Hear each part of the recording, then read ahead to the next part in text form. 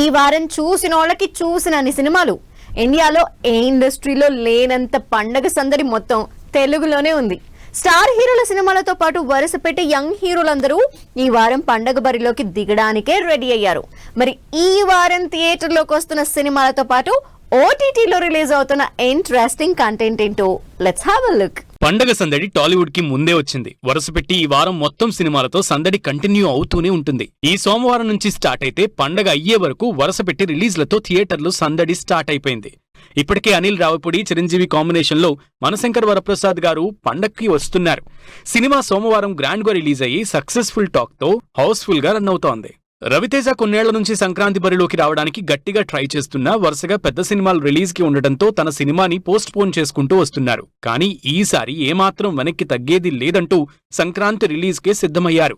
తన 76వ సినిమా భర్తమహాశైలకు విజ్ఞప్తి సినిమాని జనవరి 13న సంక్రాంతికి రిలీజ్ అవుతోంది. కిషోర్ తిరుమల డైరెక్షన్ లో రవితేజ, ఆషిక, డింపుల్ చేస్తోన్న ఈ సినిమా మంచి హైప్ తో థియేటర్స్ లోకి వస్తోంది. నవీన్ పోలిశెట్టి, మీనాక్షి చౌదరి కాంబినేషన్ లో వస్తున్న కామెడీ ఎంటర్టైనర్ అనగనగా ఒక రాజు మూవీ సంక్రాంతి సీజన్లో జనవరి 14న రిలీజ్ తో సందడి చెయ్యబోతోంది. పెద్ద సినిమాలున్నా ఏమాత్రం వెనక్కి తగ్గకుండా డేట్ లాక్ చేసుకున్నారు. లాస్ట్ ఇయర్ నుంచి రిలీజ్ కోసం వెయిట్ చేస్తున్న నవీన్ పోలిశెట్టి మొత్తానికి ఇంట్రెస్టింగ్ కంటెంట్ తో ఫ్యామిలీ ఎంటర్టైనర్ గా ఈ వారం థియేటర్లలోకి వస్తున్నాడు. ఆల్రెడీ స్టార్ మూవీస్ సంక్రాంతికి పోటీ పడుతున్నాయి. వీటికి తోడు చిన్న హీరోల సినిమాలు కూడా సంక్రాంతికి వస్తున్నట్లు అనౌన్స్ చేశారు. శర్వానంద్, సంయుక్త మీనన్, సాక్షి వైద్య లీడ్ రోల్స్ లో తెరకెక్కుతున్న ఇంట్రెస్టింగ్ లవ్ కమర్షియల్ మూవీ నారీ నారీ నడుమ మురారి కూడా జనవరి 15న సంక్రాంతికి వస్తోంది. అయితే మెయిన్ రిలీజ్ 15 అయినా 14వ తేదీ బుధవారం నుంచే ప్రీమియర్స్ అనౌన్స్ చేశారు మేకర్స్.